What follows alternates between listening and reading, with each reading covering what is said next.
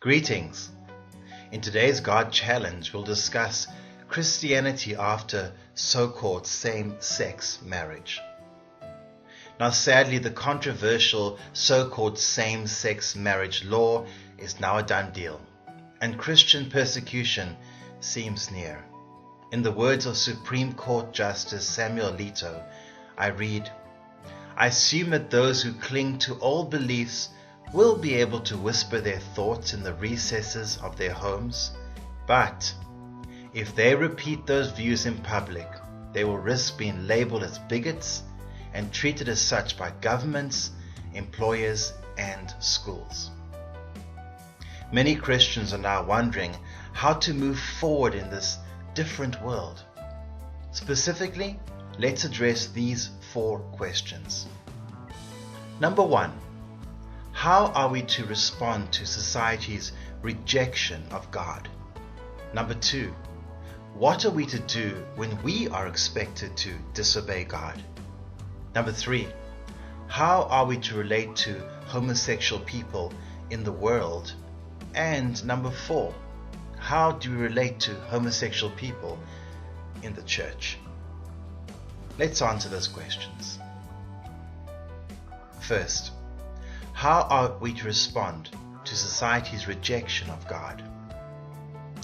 It is very important for us to keep perspective. Neither bitterness nor depression is Christ-like. Rather, a fruit of the Spirit is joy. And we can have joy because regardless of what judges, presidents, or nations do, God is still in charge.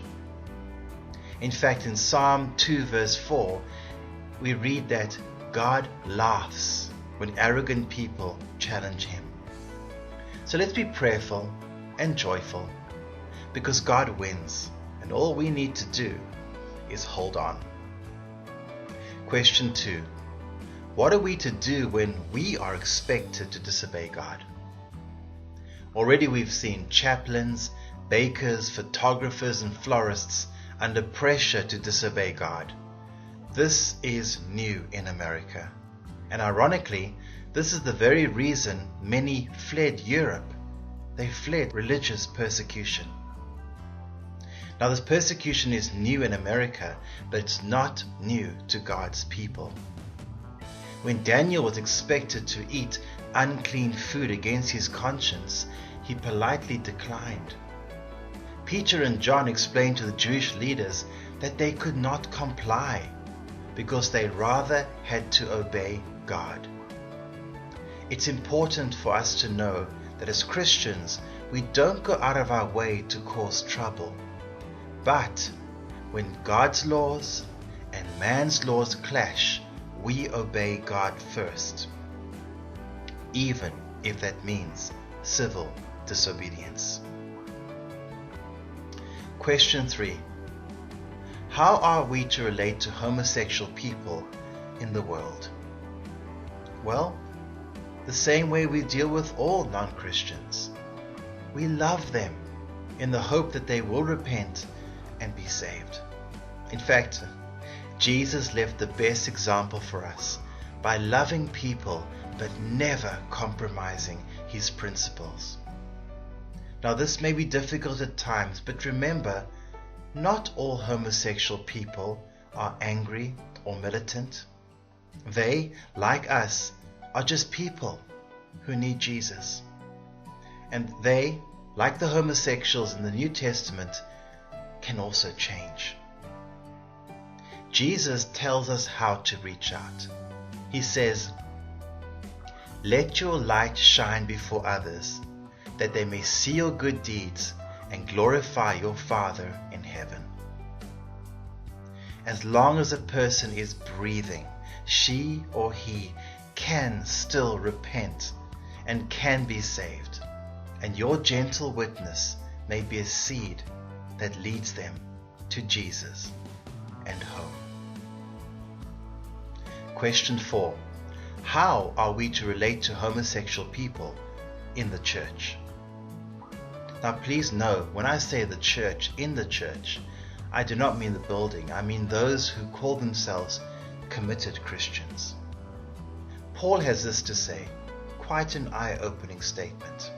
We read, "I wrote you in my letter not to associate with sexually immoral people, not at all meaning the people of this world who are immoral, or the greedy and swindlers or idolaters. In that case, you would have to leave this world. But now I am writing to you that you must not associate with anyone who claims to be a brother or sister, but is sexually immoral, or greedy, an idolater, or slanderer, a drunkard or swindler. Do not even eat with such people. What business is of mine to judge those outside the church? Are you not to judge those inside? God will judge those outside. Expel the wicked person from among you." There is therefore a clear line between the church and the world. The word church comes from the Greek word ekklesia, which means called out. God has called Christians out from the world to be different, to live by a different standard. And one reason Paul says it's not our job to pass judgment on non-Christians is because they have not committed to follow Christ or His law. They will have to answer to God on Judgment Day, but they will not have Christ at their side as their mediator. Christians, however, have committed to Christ's law, and therefore there is no place in the church for unrepented sin. People who call themselves Christian but are homosexual, liars, gossips, drunkards, slanderers, etc., need to repent or be asked to leave. This is a hard teaching, but please read 1 Corinthians chapter 5. You'll see it is very biblical. And this teaching has two very practical reasons. First, this stand makes it clear that a person needs to repent. Christians need to clearly spell out God's standards. Being vague and politically correct helps no one. Second, sin, if unaddressed, affects the whole church.